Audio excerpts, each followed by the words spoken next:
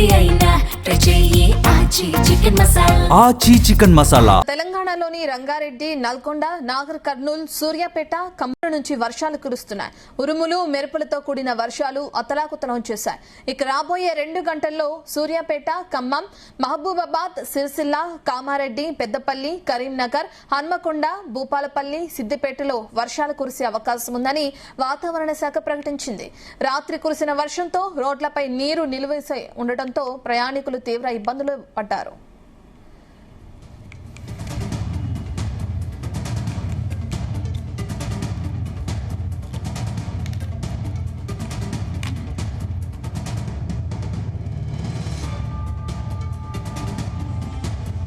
తెలంగాణలోని పలు ప్రాంతాల్లో రాత్రి నుంచి ఉరుములు మెరుపులతో కూడిన భారీ వర్షాలు కురవటం మనం చూస్తున్నాం స్క్రీన్ పైన. దానికి సంబంధించిన పూర్తి డీటెయిల్స్ అందించడానికి మా ప్రతినిధి రాజు పటేల్ అందుబాటులో ఉన్నారు. రాజు, కురుస్తున్న వర్షాలకు సంబంధించిన డీటెయిల్స్ ఏంటి? అయితే రానున్న రోజుల్లో కూడా ఇదే విధంగా వర్షపాతం నమోదయ్యే అవకాశం ఉందా? మన గత 2 రోజుల కనుక చూసుకుంటే రత్న తెలంగాణ వ్యాప్తంగా కూడా వాతావరణంలో కంప్లీట్ గా మార్పులు కనిపిస్తున్నాయి. కంప్లీట్ గా కూడా మనకు సమ్మర్ సీజన్ క్లోజ్ అయిపోయి మనకు వర్షాకాలం సీజన్ ఎంటర్ అయినటువంటి వాతావరణ పరిస్థితులు అయితే మనకు కనిపిస్తున్నాయి రత్న. సో గత 2 రోజుల నుంచి కూడా తెలంగాణలోని చాలా జిల్లాలతో పాటు హైదరాబాద్ సిటీలో కూడా అక్కడక్కడ వర్షం పడుతూనే ఉంది. అయితే నిన్నటి నుంచి ఎస్పెషల్లీ రాత్రి నుంచి అయితే చాలా జిల్లాల్లో కూడా భారీ వర్షం పడ్డది. సో ఆ వర్షం ఎఫెక్ట్ తోటి ఈ రోజు ఉదయం నుంచి కూడా వాతావరణం అయితే చాలా చల్లగా మారింది. సో ఎండాకాలం మొదలైనప్పటి నుంచి దాదాపు నిన్నటి వరకు కూడా ప్రతిరోజు ఉదయమే సూర్యుడు తన ప్రతాపాన్ని చూపించేవాడు. విపరీతమైనటువంటి ఉక్కపోత వేడి ఉండేది. కానీ ఈ రోజు దానికి రివర్స్ గా వర్షాకాలంలో అయితే ఎలాంటి వాతావరణంలో మార్పులు ఉంటాయో ఆ మార్పులు కనిపిస్తున్నాయి. సో ఇప్పటి వరకు కూడా చాలా చల్లటి వాతావరణము నెలకొని ఉంది. చాలా చోట్ల కూడా పడుతున్నటువంటి వర్షం కారణంగానే ఈ వాతావరణంలో మార్పులు మనకు కనిపిస్తున్నాయి. చాలా జిల్లాల్లో ముఖ్యంగా ఇటు ఉమ్మడి ఆదిలాబాద్ జిల్లాలోని ఆదిలాబాద్ కానీ నిర్మల్, మంచిర్యాల, కొమరంభీం, ఆసిఫాబాద్ జిల్లా, ఉమ్మడి కరీంనగర్కి వచ్చేసి కరీంనగర్, పెద్దపల్లి, రాజన్న, సిరిసిల్ల జిల్లాతో పాటు అటు ఉమ్మడి నిజామాబాద్కి వచ్చేసి నిజామాబాద్, కామారెడ్డి ఈ జిల్లాలో, ఇక ఉమ్మడి వరంగల్కి వచ్చేసి వరంగల్, హన్మకొండ, జయశంకర్, భూపాలపల్లి జిల్లా, అటు ఉమ్మడి మెదక్ వచ్చేసి మెదక్, సిద్దిపేటతో పాటు హైదరాబాద్ సిటీలో, అలానే నల్గొండ, యాదాద్రి, భువనగిరి జిల్లాల్లో కూడా చాలా చోట్ల అయితే వర్షం పడ్డది. పలు చోట్ల కూడా భారీగా వర్షం కురిసింది. భారీగా వర్షం కురవడంతో రోడ్లపైకి కూడా నీళ్లు వచ్చేసాయి. దీంతో రాత్రి చాలా చోట్ల కూడా ట్రాఫిక్ కష్టాలు కూడా నిన్న కనిపించాయి. దాంతో పాటు భారీ ఈదురుగాల్లో కూడా చెట్లు కూడా విరిగి పడ్డాయి. చాలా చోట్ల కూడా విద్యుత్ స్తంభాలు కూడా నేల కొరికిపోయాయి. సో ఈ పరిస్థితుల్లో కనుక మనం చూసుకుంటే పూర్తి స్థాయిలో మనకు వర్షాలు పడేటువంటి సమయం ఆసన్నమైందని చెప్పవచ్చు. నైరుతి ఋతుపవనాల ఆలస్యంగా వస్తున్నప్పటికీ కూడా వర్షం అయితే పడుతున్నటువంటి సిచ్యువేషన్ మనకు కనిపిస్తుంది. యాక్చువల్లీ ఇంతటి భారీ వర్షం అయితే నిన్న పడుతుందో లేదో అనే సంశయం అయితే ఉండేది. అయితే అటు హైదరాబాద్ వాతావరణ శాఖ అధికారులు మాత్రము మనకు అలర్ట్ కూడా జారీ చేయడం జరిగింది. 2-3 రోజుల పాటు చాలా జిల్లాల్లో ఉమ్మడి ఆదిలాబాద్ ని, ఉమ్మడి ఖమ్మం, ఉమ్మడి మెదక్, ఉమ్మడి వరంగల్, ఉమ్మడి కరీంనగర్ జిల్లాలతో పాటు హైదరాబాద్ సిటీలో కూడా పలు చోట్ల కూడా వర్షం కురిసే అవకాశం ఉందని రెయిన్ అలర్ట్ ను కూడా హైదరాబాద్ వాతావరణ శాఖ అధికారులు జారీ చేశారు రత్న.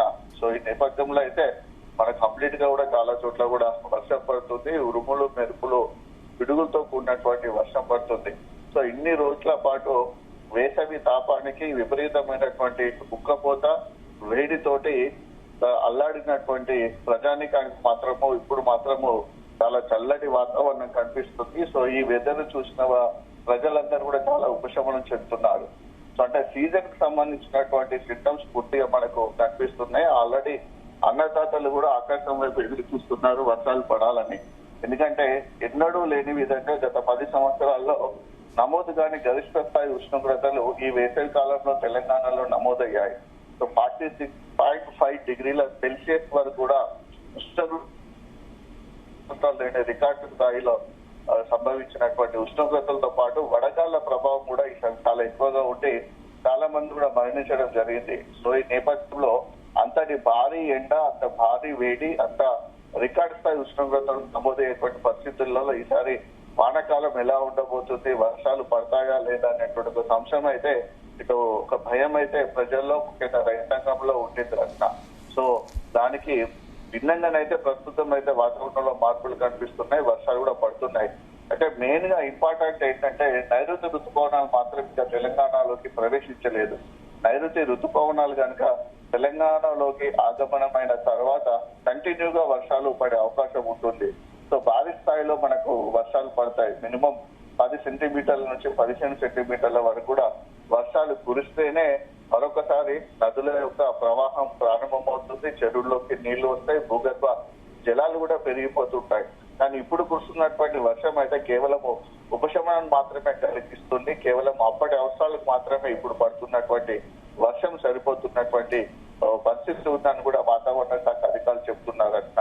సో ఈ పరిస్థితులలో మరొక 3-4 రోజుల సమయం అయితే పట్టే అవకాశం ఉందని కూడా వాతావరణ శాఖ అధికారులు అంటున్నారు. నైరుతి ఋతుపవనాలు రావడానికి యాక్చువల్లీ ఇప్పటికే తెలంగాణలోకి ప్రవేశించాల్సినటువంటి నైరుతి ఋతుపవనాలు ఆలస్యంగా పయనిస్తుండటం వల్ల లేట్ అవుతుంది. ఎందుకంటే దీనికి పసిఫిక్ మహాసముద్రంలో ఏర్పడినటువంటి ఎల్నినో ఎఫెక్ట్ ప్రధాన కారణం అని కూడా ఇటు భారత వాతావరణ శాఖ ఐఎండీ తెలిపింది. సో ఈ పరిస్థితులలో కేరళ రాష్ట్రంలోకి ప్రవేశించినటువంటి నైరుతి ఋతుపవనాలు అక్కడ భారీ వర్షాలను అయితే కేరళలో కురిపిస్తున్నాయి.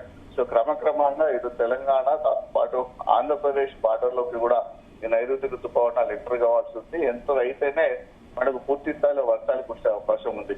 సో ఓవరాల్ గా చూసుకుంటే రత్న మనకు ఇప్పటి వరకు ఇంతటి వేడిని అయితే, ఎంతటి ఉష్ణోగ్రతను, ఎంతటి ఉక్కపోతను భరించుకుంటూ తల్లడిల్లినటువంటి ప్రజానికానికి అయితే ప్రస్తుతం ఉన్నటువంటి వాతావరణంతో అయితే చాలా రిలాక్స్ అయిందని చెప్పవచ్చు. ముఖ్యంగా ఉదయం విపరీతమైనటువంటి వేడి, మధ్యాహ్నం కూడా ఉక్కపోత, సాయంత్రం సమయంలో వడగాళ్ల ప్రభావం కూడా చాలా ఎక్కువగా ఉండేది. సో వడగాళ్ల భయం అయితే ఈసారి గతంలో ఎన్నడూ లేని విధంగా ప్రజలకు పట్టుకుంది. ఎందుకంటే ఒక రోజు 11 మంది, 20 మంది, 30 మంది, చివరికి ఒక రోజులో 50 మంది కూడా వడదెబ్బ సోకి మరణించినట్టుగా కూడా అధికారులు తెలపడం జరిగింది. ప్రభుత్వ వర్గాలు కూడా గుర్తించాయి. సో ఈ పరిస్థితులలో రాష్ట్ర వ్యాప్తంగా ఒకే రోజు 50 మందికి పైగా మరణించడం అనేది కూడా ప్రజల్లో ఒక రకమైనటువంటి తీవ్రమైనటువంటి భయోందోళన కలిగించి చాలా మంది కూడా ఎండకు భయపడి ఇళ్లలోనే లేకుంటే రక్షణ చర్యలు తీసుకుంటున్నటువంటి సిచ్యువేషన్ అయితే మనకి సంవత్సరం కనిపించింది.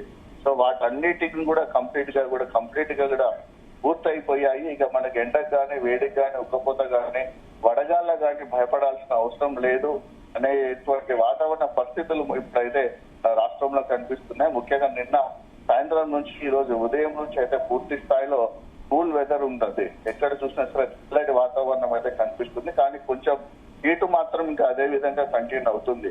సో ఉదయమే 5:30, 6 o'clock నుంచే తన ప్రతాపాలు చూపించేటువంటి సూర్యుడు మాత్రం ఈ రోజు కూడా ఇంకా తెలంగాణలో కనిపించడం లేదు. దీంతో వాతావరణం అయితే చల్లగా కనిపిస్తుంది.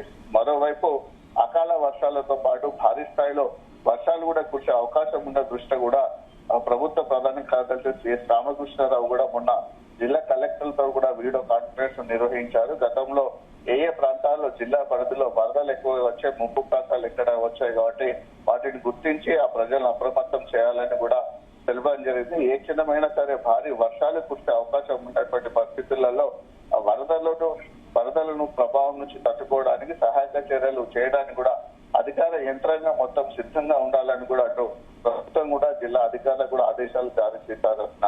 సో ఇలాంటి పరిస్థితుల్లో జిల్లా అధికార యంత్రాంగం కూడా రాబోయేటువంటి భారీ వాళ్ళ నుంచి ప్రజలను రక్షించడానికి కానీ వరద ముప్పు ప్రాంతాల నుంచి సురక్షిత ప్రాంతాలు తరలించడానికి కూడా అన్ని రకాలుగా జిల్లా అధికార యంత్రాంగం కూడా కోఆర్డినేషన్ కమిటీలు ఏర్పాటు చేసుకుని సిద్ధంగా ఉంది ఒకవైపు. మరోవైపు అయితే ప్రస్తుతం కురుస్తున్నటువంటి వర్షాలతోటి కాస్త రిలీఫ్ అయినప్పటికీ కూడా భారీ వర్షాలు కురవాలని కూడా అన్నదాతలు కోరుకుంటున్నారు. Thank you Raju.